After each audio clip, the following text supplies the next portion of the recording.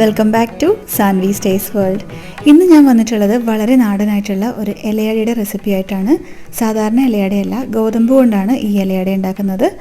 വളരെ സോഫ്റ്റ് ആയിട്ടുള്ള, ഉള്ളിൽ നല്ല ഫ്രൂട്ട്സിൻ്റെ ഫില്ലിംഗ് ഒക്കെ വെച്ചിട്ടുള്ള ഇലയടയാണ്. അപ്പോൾ നമുക്ക് എങ്ങനെയാണ് ഉണ്ടാക്കിയെടുക്കുന്നതെന്ന് നോക്കാം. വേഗം തന്നെ റെസിപ്പിയിലേക്ക് പോവാം. ഈ ഇലയട ഉണ്ടാക്കാൻ വേണ്ടിയിട്ട് ഞാനിവിടെ 2 കപ്പ് ഗോതമ്പ് മാവാണ് എടുക്കുന്നത്.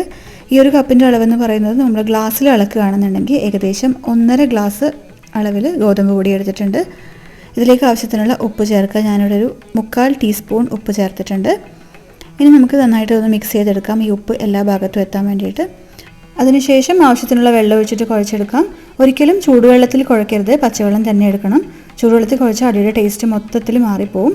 അതുകൊണ്ട് പച്ചവെള്ളം തന്നെ എടുക്കാൻ ശ്രദ്ധിക്കുക. പിന്നെ വെള്ളത്തിൻ്റെ അളവെന്ന് പറയുന്നത് 1.5 ഗ്ലാസ് ഗോതമ്പ് പൊടിക്ക് ഏകദേശം 1 ഗ്ലാസ് അളവിൽ വെള്ളം വേണ്ടി വരും.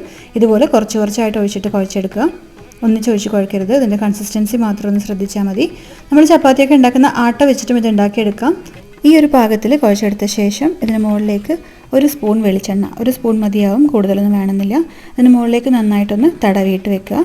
അട സോഫ്റ്റായിട്ട് കിട്ടാനുള്ള ഒരു ടിപ്പാണിത്. ഒരു 10 മിനിറ്റ് സമയം അങ്ങോട്ട് മാറ്റി വെക്കുക. ഇനി നമുക്ക് അടയ്ക്കുള്ള ഫില്ലിങ് റെഡിയാക്കി എടുക്കാം. അതിന് വേണ്ടിയിട്ട് ഞാനിവിടെ 1 പീസ് ശർക്കരയാണ് എടുത്തിട്ടുള്ളത്. അച്ച് ശർക്കരയാണ്. ഇത് അത്യാവശ്യം വലിപ്പമുള്ള പീസാണ്. ചെറുതാണെന്നുണ്ടെങ്കിൽ 2 എടുക്കുക. നല്ല മധുരം വേണമെന്നുണ്ടെങ്കിലും 2 പീസ് എടുക്കുക. കത്തി വെച്ചിട്ട് ഇതുപോലെ ഫൈനായിട്ട് പൊടിഞ്ഞ് കിട്ടും. ഇത് ഞാൻ സാധാരണ ഉപയോഗിക്കാറുള്ള കല്ലൊന്നും ഇല്ലാത്ത ശർക്കരയാണ്, അതുകൊണ്ടാണ് ഇതുപോലെ ചീകി എടുത്തിട്ടുള്ളത്. ആദ്യമായിട്ട് വാങ്ങിക്കുന്ന ശർക്കരയാണെന്നുണ്ടെങ്കിൽ ഒരു 1/4 ഗ്ലാസ് വെള്ളം ഒഴിച്ചൊന്ന് ഉരുക്കിയ ശേഷം അരിച്ചെടുത്തിട്ട് ഉപയോഗിക്കാം. വെള്ളം കൂടുതൽ ചേർക്കരുത്, 1/4 ഗ്ലാസ് മാത്രമേ ചേർക്കാവൂ. ഇനി നമുക്കിതിലേക്ക് തേങ്ങ വേണം. ഞാനിവിടെ ഒരു അരമുറി തേങ്ങ, അതായത് ഒരു തേങ്ങയുടെ പകുതി ചിരകി എടുത്തിട്ടുണ്ട്. അതുകൂടി ഇതിനകത്തേക്ക് ചേർത്ത് കൊടുക്കാം. ഇനി ഞാൻ ഇതിലേക്ക് ഒരു നേന്ത്രപ്പഴം കൂടെ ചേർക്കുന്നുണ്ട്. ഇതുപോലെ ചെറിയ പീസസായിട്ട് കട്ട് ചെയ്തിട്ട് ചേർത്ത് കൊടുക്കുക. തീരെ ചെറിയ പീസസായിട്ട് അരിഞ്ഞെടുക്കണം, അതായിരിക്കും ടേസ്റ്റ്. ഇനി ഞാനിതിലേക്ക് ഒരു മാങ്ങയുടെ പകുതി കൂടി ചേർക്കുന്നുണ്ട്. ഇത് വലിയ മാങ്ങ ആയതുകൊണ്ട് ഇതിൻ്റെ പകുതിയേ ചേർക്കുന്നുള്ളൂ. ചെറിയ മാങ്ങയാണ് എടുക്കുന്നതെന്നുണ്ടെങ്കിൽ ഒരു മാങ്ങ മുഴുവനായിട്ട് ചേർക്കാം. അതും ഇതേപോലെ ചെറിയ പീസസായിട്ട് കട്ട് ചെയ്തിട്ട് ചേർത്ത് കൊടുക്കുക. നിങ്ങളുടെ കയ്യിൽ പൈനാപ്പിൾ ഉണ്ടെന്നുണ്ടെങ്കിൽ പൈനാപ്പിളും ഇതേപോലെ ചെറിയ പീസസ് ആക്കിയിട്ട് ചേർത്ത് കൊടുക്കാം. നമുക്കിഷ്ടമുള്ള ഏത് ഫ്രൂട്ട്സ് വേണമെങ്കിലും ഇതിലേക്ക് ഇതേപോലെ ചെറിയ പീസസായിട്ട് അരിഞ്ഞ് ചേർത്ത് കൊടുക്കാം. ഞാനിതിലേക്ക് കുറച്ച് ഈന്തപ്പഴം കൂടെ ചേർക്കുന്നുണ്ട്. കുരുവൊക്കെ മാറ്റിയ ശേഷം ഇതേപോലെ ചെറിയ പീസസായിട്ട് കട്ട് ചെയ്തിട്ട് ചേർത്ത് കൊടുക്കുക. നമുക്കിഷ്ടമുള്ള ഏത് ഡ്രൈ ഫ്രൂട്ട്സ് വേണമെങ്കിലും ഇതിനകത്തേക്ക് ചേർക്കാം. അണ്ടിപ്പരിപ്പ്, മുന്തിരി, ബദാമോ ഒക്കെ ഇതുപോലെ അരിഞ്ഞിട്ട് ചേർത്ത് കൊടുക്കാം.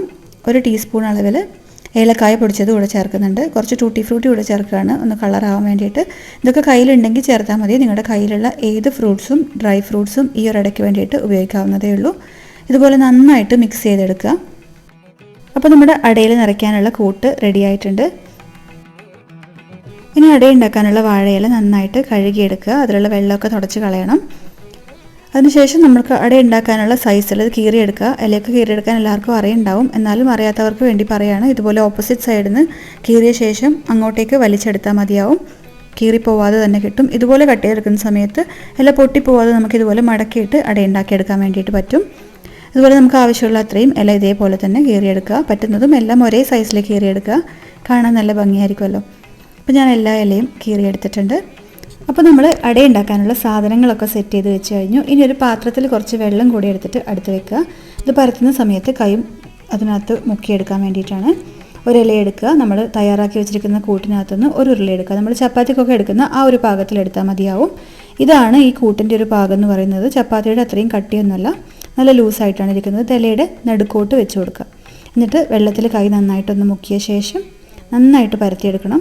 നല്ല തിന്നായിട്ട് പരത്തുക. നമുക്ക് എത്ര തിന്നായിട്ട് പരത്താൻ പറ്റുമോ അത്രയും തിന്നായിട്ട് പരത്തുക.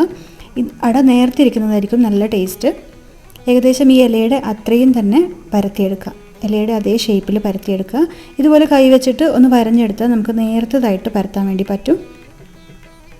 ഒരുപാട് തിക്നെസ് ഉണ്ടായിരുന്ന അടയുടെ ടേസ്റ്റ് കുറയും. അതുകൊണ്ട് തീരെ നേർത്തതായിട്ട് തന്നെ പരത്തിയെടുക്കുക.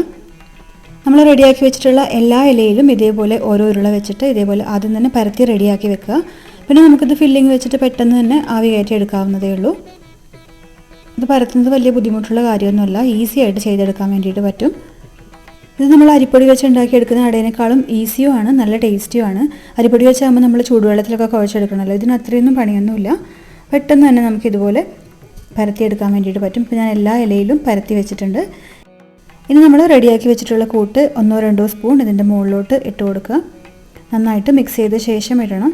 എന്താ വെച്ചാൽ മധുരമൊക്കെ അടിയിലോട്ട് പോയിട്ടുണ്ടാവും. അപ്പോൾ നിങ്ങളുടെ ഇഷ്ടത്തിനനുസരിച്ചിട്ട് എത്ര മധുരം വേണം എന്നുള്ളതിനനുസരിച്ചിട്ട് നന്നായിട്ട് പരത്തി കൊടുക്കുക. ഒരു പകുതി ഭാഗം വരെ ഇതുപോലെ ഫില്ല് ചെയ്താൽ മതിയാവും. എന്നിട്ട് നേരെ പകുതി ഉള്ളിലോട്ട് പോകുന്ന വിധത്തിൽ മടക്കിയെടുക്കുക. കറക്റ്റായിട്ട് ആ ഫില്ലിങ്ങിന് കവർ ചെയ്യുന്ന വിധത്തിൽ മടക്കിയെടുക്കാൻ വേണ്ടിയിട്ട് ശ്രദ്ധിക്കണം. നന്നായിട്ട് ഒന്നുകൂടി ഒന്ന് പ്രസ് ചെയ്ത് കൊടുക്കുക. എല്ലാ ഇലയിലും ഇതുപോലെ പരത്തി വെച്ചിട്ട് നമുക്ക് പെട്ടെന്ന് തന്നെ ഇതുപോലെ ഫില്ലിങ് നിറച്ചിട്ട് എടുക്കാൻ വേണ്ടിയിട്ട് പറ്റും. അപ്പോൾ ഞാൻ ഏകദേശം എല്ലാ ഇലയിലും ഈ ഫില്ലിങ് വെച്ച് എടുത്തിട്ടുണ്ട്. ഈ ഒരു അളവിൽ ഉണ്ടാക്കി കഴിഞ്ഞാൽ ഏകദേശം 7-8 അട ഉണ്ടാക്കിയെടുക്കാൻ വേണ്ടിയിട്ട് പറ്റും. ഇനി നമുക്ക് ആവി കയറ്റിയെടുക്കാനുള്ള പാത്രത്തിലേക്ക് വെക്കാം. ഒന്നുകിൽ ഇഡലി പാത്രത്തിൽ വെച്ചിട്ട് നമുക്ക് ആവി കയറ്റിയെടുക്കാം. ഇതിപ്പോൾ ഞാൻ ചോറൊക്കെ ഊറ്റുന്ന അരിപ്പയിലാണ് ഇത് വെച്ചിട്ടുള്ളത്. അടിയിലൊരു പാത്രത്തിൽ വെള്ളം വെച്ചിട്ട് ഇത് മുകളിലോട്ട് ഇറക്കി വെച്ചിട്ട് നല്ലൊരു അടപ്പ് വെച്ച് അടച്ചെടുത്താൽ മതിയാവും. നിങ്ങളുടെ കയ്യിൽ ഏത് പാത്രമാണ് ഉള്ളതെന്ന് വെച്ചാൽ അതുപോലെ ചെയ്യാം. ഇഡലി പാത്രമോ സ്റ്റീമറോ ഒന്നും വേണമെന്നില്ല, ഇതുപോലെ ചെയ്തെടുത്താലും മതി. അടിയിലൊരു പാത്രത്തിൽ വെള്ളം വെച്ചിട്ട് തിളക്കുമ്പോൾ നമ്മളിതുപോലെ അരിപ്പയുടെ മുകളിൽ ചോറൊക്കെ ഊറ്റുന്ന അരിപ്പയുടെ മുകളിൽ ഇതുപോലെ വെച്ചിട്ട് നല്ല കറക്റ്റായിട്ടുള്ളൊരു അടപ്പ് വെച്ചിട്ട് അടച്ചിട്ട് ആവി കയറ്റിയെടുക്കാം. ഇത് 20 മിനിറ്റ് നേരം ആവി കയറ്റിയെടുക്കണം. അടച്ച് വെച്ചിട്ട് 20 മിനിറ്റ് നേരം മീഡിയം ഫ്ലെയിമിൽ നമുക്കിത് കുക്ക് ചെയ്തെടുക്കാം. ഇപ്പോൾ 20 മിനിറ്റ് കഴിഞ്ഞിട്ടുണ്ട്. ഞാൻ തുറന്ന് നോക്കുകയാണ്. ഈ വാഴയിലൊക്കെ കളർ മാറിയിട്ട് ഈ ഒരു കളറിൽ വരും നമ്മളിത് കുക്കായി കഴിയുമ്പോൾ. ഈ ഇല ജസ്റ്റ് നമ്മൾ ഇതുപോലെ ഒന്ന് തൊടുമ്പോൾ തന്നെ ഇതുപോലെ ഇളകി വരുന്നതാണ് ഇതിൻ്റെ ഒരു പാകം. കറക്റ്റായിട്ട് വെന്തോന്ന് അറിയുന്നത് അങ്ങനെയാണ്. അതുപോലെ ഇപ്പുറത്തെ സൈഡിൽ നമുക്കൊന്ന് ഇളക്കി നോക്കാം. അതിപ്പോൾ കറക്റ്റായിട്ട് വെന്തിട്ടുണ്ട്. ഇലയുടെ കളറൊക്കെ മാറി വരുമ്പോൾ തന്നെ നമുക്കിതിൻ്റെ വേവ് അറിയാൻ വേണ്ടി പറ്റും. ഒരു 10 മിനിറ്റ് നേരം കൂടെ അതുപോലെ തന്നെ വെച്ചേക്കുക. തീ ഓഫ് ചെയ്ത ശേഷവും കുറച്ചൊന്ന് ചൂടാറിയ ശേഷം കഴിക്കുമ്പോഴാണ് അടയ്ക്ക് നല്ല ടേസ്റ്റ് ഉണ്ടാവുക. ഇത് രാവിലെ ബ്രേക്ക്ഫാസ്റ്റിനോ അല്ലെങ്കിൽ വൈകുന്നേരത്തെ ചായയുടെ കൂടെയൊക്കെ പെർഫെക്റ്റ് ആയിട്ടുള്ളൊരു ഐറ്റമാണ്. ഇത് വേണമെന്നുണ്ടെങ്കിൽ രാത്രിയിൽ തന്നെ ഇലയിൽ പരത്തി നമ്മൾ ഫില്ലിംഗ് ഒക്കെ നിറച്ച് ഫ്രിഡ്ജിൽ വെക്കുകയാണെന്നുണ്ടെങ്കിൽ രാവിലെ ചായയൊക്കെ ഉണ്ടാക്കുന്ന സമയത്ത് സ്റ്റീമറിൽ വെച്ച് 20 മിനിറ്റ് ആവി കയറ്റിയെടുത്താൽ പെർഫെക്റ്റ് ആയിട്ട് നമുക്ക് ചൂടോടുകൂടെ ബ്രേക്ക്ഫാസ്റ്റ് ഉണ്ടാക്കിയെടുക്കാം. എളുപ്പത്തിൽ അപ്പോൾ പണിയും തീരും. അങ്ങനെ വേണമെങ്കിലും ചെയ്യാം. ഇനി ഗോതമ്പ് പൊടി ഇഷ്ടമല്ല എന്നുണ്ടെങ്കിൽ നമ്മൾ സാധാരണ അട ഉണ്ടാക്കുന്ന പോലെ അരിപ്പൊടി വെച്ചിട്ടും ഉണ്ടാക്കിയെടുക്കാം. അപ്പോൾ ചൂടുവെള്ളത്തിൽ കുഴച്ചിട്ടുണ്ടാക്കണമെന്ന് മാത്രമേ ഉള്ളൂ. ഇതിപ്പോൾ നല്ല പെർഫെക്റ്റ് ആയിട്ട് റെഡി ആയിട്ട് വന്നിട്ടുണ്ട്. നല്ല സോഫ്റ്റാണ്, നല്ല നേർത്തതായിട്ട് കിട്ടിയിട്ടുണ്ട്. ഞാൻ പറഞ്ഞ പോലെ വളരെ നേർത്തതായിട്ട് പരത്തിയെടുത്താൽ കഴിക്കാനും നല്ല ടേസ്റ്റ് ആയിരിക്കും. ഞാൻ കട്ട് ചെയ്ത് കാണിച്ചു തരാം. പിന്നെ ഇതിൻ്റെ ഫില്ലിംഗ് ഒക്കെ നിങ്ങളുടെ ഇഷ്ടത്തിനനുസരിച്ച് കൂട്ടിയും കുറച്ചും ഒക്കെ ചേർക്കാം. വേണമെന്നുണ്ടെങ്കിൽ തേങ്ങയും ശർക്കരയും മാത്രം ചേർത്തിട്ടും ഉണ്ടാക്കിയെടുക്കാൻ വേണ്ടി പറ്റും. എങ്ങനെയായാലും നല്ല ടേസ്റ്റാണ്. നല്ല പഴുത്ത ചക്കയൊക്കെ ചേർത്തിട്ടും വേണമെങ്കിലും ഈ അട തയ്യാറാക്കിയെടുക്കാം. നല്ല ടേസ്റ്റാണ്. ഇതിനുള്ളിലുള്ള ഫില്ലിങ്ങും ഒക്കെ നന്നായിട്ട് വെന്തിട്ടുണ്ട്. അപ്പോൾ ഈ ഇലയുടെ റെസിപ്പി നിങ്ങൾക്ക് ഇഷ്ടമായിട്ടുണ്ടെങ്കിൽ ഉറപ്പായിട്ടും ട്രൈ ചെയ്ത് നോക്കുക. നിങ്ങളുടെ ഫ്രണ്ട്സിനും കൂടെ ഷെയർ ചെയ്ത് കൊടുക്കുക. ആദ്യമായിട്ടാണ് എൻ്റെ ചാനൽ കാണുന്നതെങ്കിൽ സബ്സ്ക്രൈബ് ചെയ്യാനും മറക്കരുത്.